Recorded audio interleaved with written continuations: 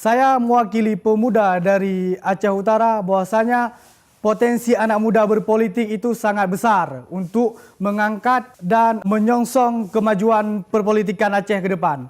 Dalam hal ini saya mempunyai misi dan visi ke depan untuk mengangkat perekonomian masyarakat di Aceh Utara agar Aceh Utara kembali makmur seperti sedia kala. Dalam hal ini saya mengharap dan dukungan daripada masyarakat Dapil 1 Aceh Utara, Kecamatan Lok Sukun, Cot Girik dan Langkahan untuk memilih saya nomor 4 dari Partai Golongan Karya untuk DPR Aceh Utara. Apabila saya terpilih menjadi anggota DPRK Aceh Utara, dua sektor yang sangat saya dukung untuk program perekonomian di masyarakat, terutama di daerah dataran tinggi, Cot Girik dan Langkahan, dan juga wilayah Lok Sukun. Di situ punya potensi kekurangan air, menjadi potensi besar untuk menanam jagung.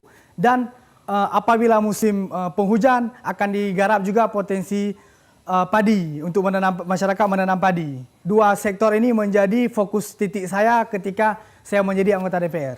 Saya Hasanuddin mengharap doa dan dukungan dari masyarakat Kecamatan Lok Sukun, Cot Girik dan Langkahan, Dapil 1 untuk DPRK Aceh Utara.